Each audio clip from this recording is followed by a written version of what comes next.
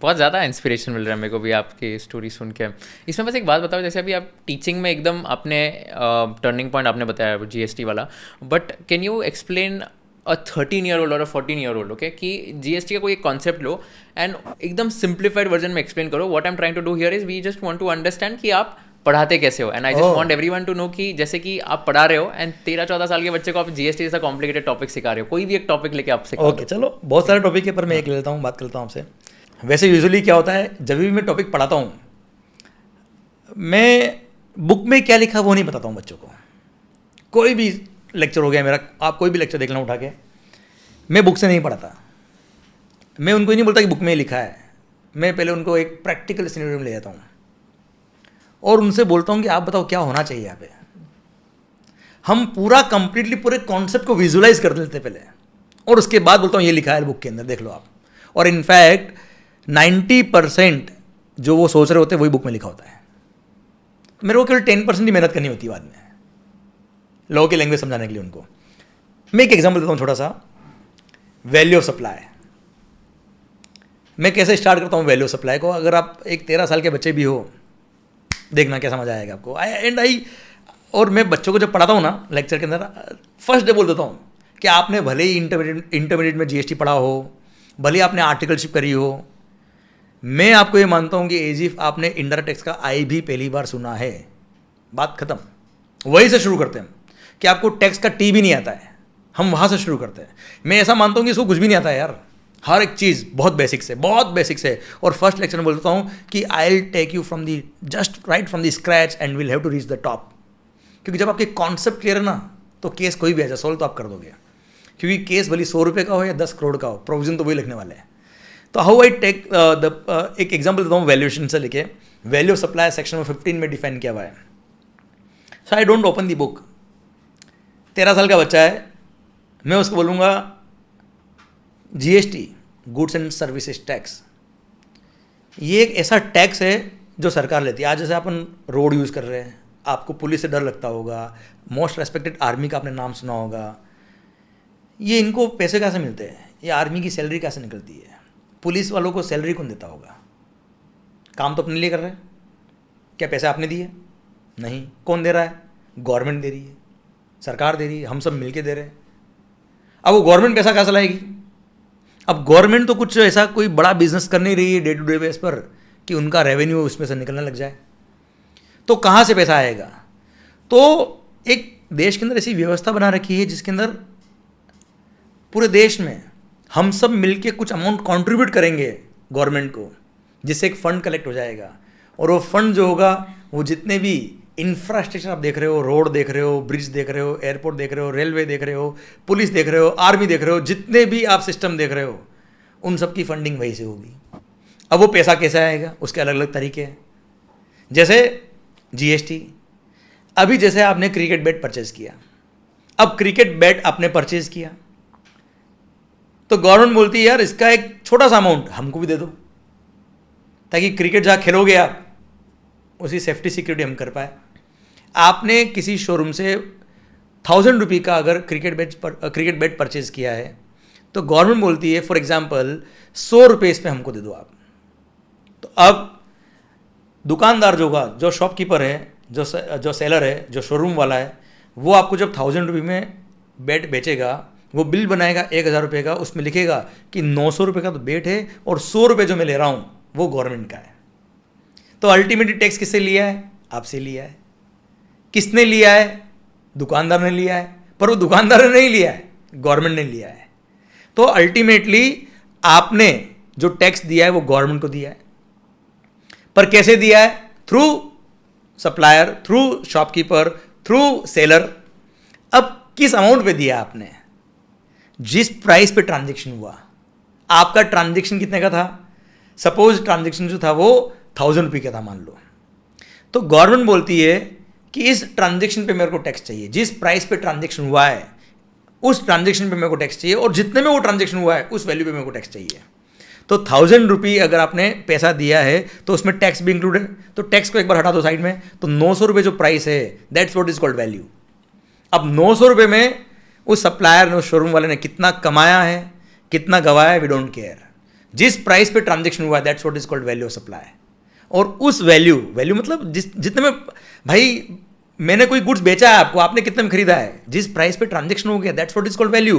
क्योंकि अगर 900 रुपये से ज़्यादा वैल्यू होती तो आप देते नहीं, 9 से कम वैल्यू होती तो ऐसे केस में आप खरीदते नहीं। तो इसलिए जिस प्राइस पे ट्रांजेक्शन हो गया, जिस प्राइस पे सेलर और बायर दोनों एग्री हो गए, मतलब उसकी फेयर वैल्यू वही है और वही उसकी एक्चुअल वैल्यू है, भले लॉस पे हो या प्रॉफिट पे हो। वो 900 रुपये का जो ट्रांजेक्शन था उस पर अगर गवर्नमेंट ने 100 रुपये, मान लो 10% जो भी रेट फिक्स किया गवर्नमेंट ने, वो टैक्स गवर्नमेंट को लेना तो गवर्नमेंट टैक्स ले लेगा उनसे, और कस्टमर के बिल पे वो अमाउंट लिख के गवर्नमेंट टैक्स ले लेगा सप्लायर के थ्रू। सो इस तरह के कुछ बेसिक एग्जांपल लेता हूँ मैं क्लास के अंदर। मैं ट्रांजेक्शन सिखाता हूँ, कोई गुड्स सपोज मैंने आपको 1000 में बेचा, और ये सब फिगर जो है विदाउट टैक्स मान लो, क्योंकि वैल्यू पर टैक्स लगता है। मैंने 1000 में आपको बेचा, आपने अगले पर्सन को 2000 में बेचा, अगले पर्सन ने वो गुड्स 1500 में बेच दिया मान लो, व्हाट इज द वैल्यू बताओ आप। तो हमारे लिए 1000 इज द वैल्यू, आपने बेचा 2000 में, 2000 इज द वैल्यू आप दोनों के बीच के ट्रांजेक्शन की। जो थर्ड पर्सन ने आगे बेचा है 1500 में, उसके लिए वैल्यू इज 1500, भले लॉस पे बेचे प्रॉफिट बेचे कोई फर्क नहीं पड़ता। I take the example of shopping mall. आप मान लो किसी शोरूम पे गए, आपने कोई टी शर्ट परचेज किया, सपोज टी शर्ट की वैल्यू थी ₹5000, पर end of season sale 50% off चल रहा है मान लो, आपने 2500 में शर्ट खरीद लिया, तो व्हाट इज द वैल्यू 2500। अब उसने लॉस पे बेचा प्रॉफिट पे बेचा, वी डोंट केयर, गवर्नमेंट बोला जितने भी ट्रांजेक्शन हुआ है उस पर हमको टैक्स दे दो, दैट्स इट। तो ये इस तरह के छोटे छोटे एग्जाम्पल लेके मैं पढ़ाता हूँ बच्चों को। बहुत इंटरेस्टिंग है। What's the most interesting case law that you have come across in GST? See अभी रिसेंटली केस लॉ आया था रिगार्डिंग कंस्ट्रक्शन, कि जो भी गुड्स और सर्विसेज बिल्डिंग कंस्ट्रक्शन में काम आ रही है उसका क्रेडिट मिलेगा कि नहीं मिलेगा। सो सफारी रिट्रीट एक होटल है, उसका केस था ये, मद्रास हाई कोर्ट का जजमेंट आया था, फिर सुप्रीम कोर्ट में मैटर गया ये, कि अगर आपने कोई बिल्डिंग बनाई, समझना ध्यान से, सपोज, और ये सर्विस टैक्स में भी सेम मैटर था यार, कोई नया नहीं आया है, एक्साइज में भी सेम था, जब सेनवेट के रूल्स हुआ करते थे वही कंटिन्यू हुए यहाँ पे section number 17 subsection 5 close C और क्लोज डी में। तो जैसे एक बेसिक हर बिजनेसमैन का क्वेश्चन होता है, और मैं क्लास के अंदर भी एज अ बिजनेसमैन ही बात करता हूँ कि आपका बिजनेस है, आप बताओ क्या होना चाहिए। सपोज कुशल आपने कोई फैक्ट्री चालू करी, अब फैक्ट्री चलाने के लिए आपको बिल्डिंग तो चाहिए भाई, आपने क्या किया, बिल्डिंग का कंस्ट्रक्शन कराया होगा, फैक्ट्री बिल्डिंग का कंस्ट्रक्शन कराया, उसके लिए क्या काम आया, सीमेंट काम आया, कॉन्ट्रैक्टर की सर्विसेज काम आई, डिजाइनर की सर्विसेज काम आई, बहुत सारे गुड्स काम आए, सीमेंट स्टील आयरन, बहुत सारी गुड्स काम आई, बहुत सारी सर्विसेज काम आई, तब जाके बिल्डिंग बनी। अब उस बिल्डिंग के अंदर आप क्या करने वाले हो, फैक्ट्री चलाने वाले हो, फैक्ट्री के अंदर जो गुड्स बनाओगे उस गुड्स को आप जब बेचोगे उस पर जीएसटी लगने वाला है। तो अल्टीमेटली बिजनेसमैन क्या सोचेगा कि मालिक, जब वो बिल्डिंग को मैंने बनाया था उसके लिए सीमेंट परचेज किया था, उसके लिए मैंने आयरन परचेज किया था, उसके लिए मैंने सर्विसेज ली थी, उनके परचेजेस पे मैंने जीएसटी पे किया था, इनपुट्स पे, कैपिटल गुड्स पे, इनपुट सर्विसेज पर, जो भी बिल्डिंग बनाने में गुड्स काम आया उन सब पे मैंने जीएसटी पे किया। अल्टीमेटली वो बिल्डिंग किस में काम आ रही है, फैक्ट्री में काम आ रही है। फैक्ट्री से क्या बन रहा है, ऐसा आउटपुट गुड्स बन रहा है जो टैक्सेबल है, जिस पे क्या लगने वाला है, जीएसटी लगने वाला है। तो मेरी सेल पे जीएसटी लग रहा है, और अल्टीमेटली सीमेंट किस में काम आया है, मेरी फैक्ट्री चलाने में काम आया ना यार, तो ये मेरे बिजनेस का एक्सपेंस है, तो मेरे को उस परचेज पे जो जीएसटी पे किया है उसका भी इनपुट टैक्स क्रेडिट मिलना चाहिए। पर सेक्शन नंबर 17 सबसेक्शन 5 जो ब्लॉक क्रेडिट का एक सेक्शन है, जिसमें कुछ लिस्ट ऑफ गुड्स और सर्विस दे रखी है, जिसमें बोला हुआ कि इन गुड्स और इन सर्विस का क्रेडिट आपको नहीं मिलेगा, इनपुट टैक्स क्रेडिट नहीं मिलेगा। तो मना कर दिया साहब कि बिल्डिंग के कंस्ट्रक्शन में, इम्यूल प्रॉपर्टी के कंस्ट्रक्शन में जो भी वर्क्स कॉन्ट्रैक्ट सर्विस काम आई, जो भी गुड्स और जो भी सर्विसेज काम आई, उनका कोई क्रेडिट नहीं मिलेगा, एक्सेप्ट कुछ एक्सेप्शन है वो छोड़ दो आप।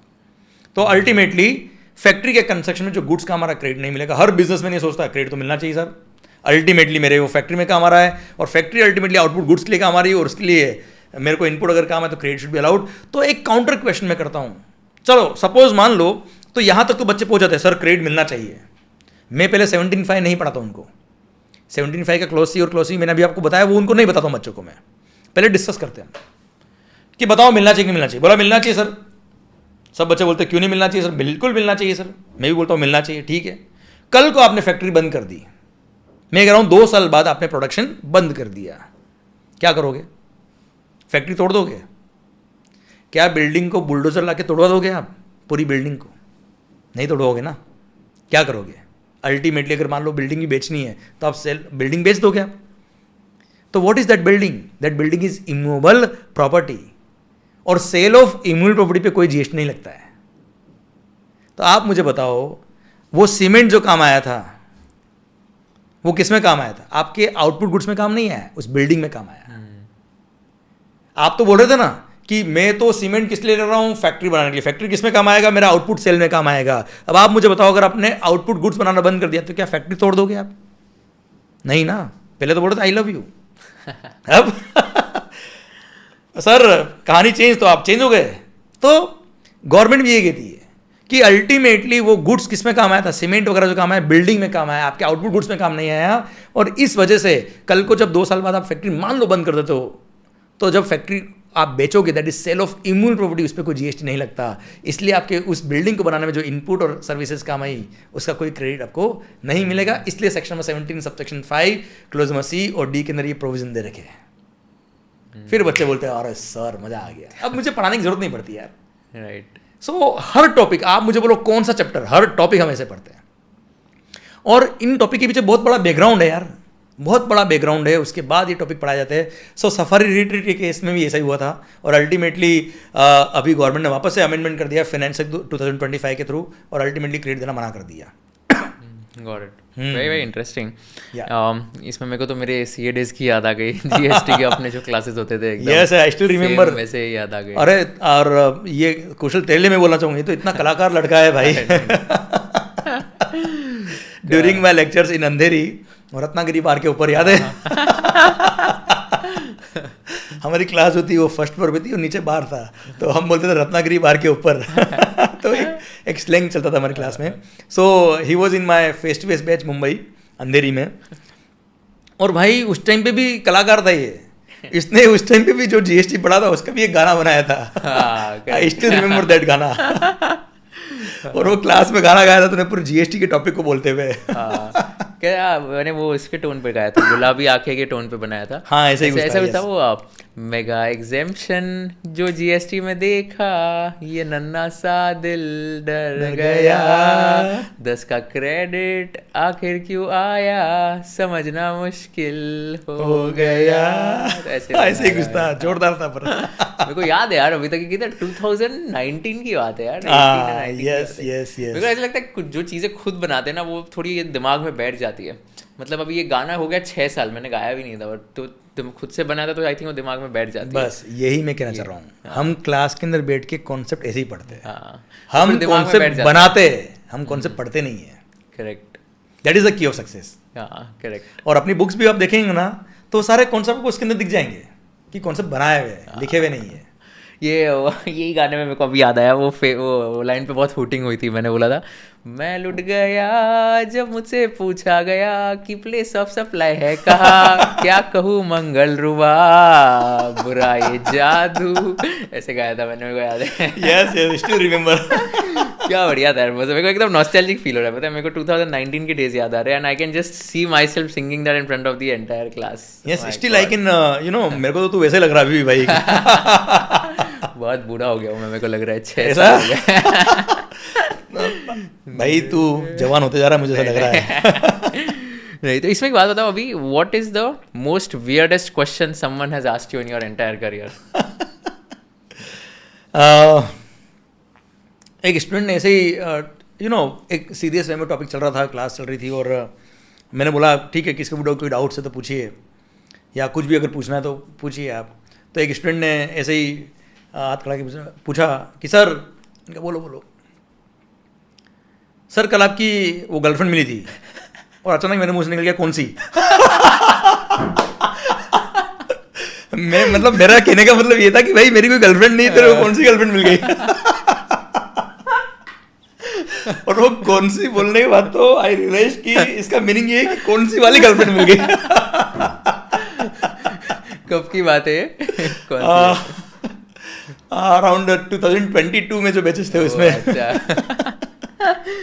मुंबई वाली बात ही एक्चुअली। अच्छा भाई खतरनाक, आजकल के स्टूडेंट्स भी एकदम ये होते हैं बहुत एकदम भारी है यार भाई, बिंदास। बिंदास एकदम। और अपनी क्लास का माहौल भी वैसा मस्त एकदम बिंदास बना के रखते हैं, सो दैट बच्चों को एकदम कंफर्ट फील होना चाहिए। दे शुड नॉट फील कि हम कुछ पढ़ रहे हैं, हम जिंदगी जी रहे हैं, उनको लगना चाहिए। बिकॉज आई ऑलवेज बिलीव कि you should enjoy the journey, not only strive for the destination. If you learned something new from this video, do share it with your friends and subscribe to this channel so that we can bring you the best content possible.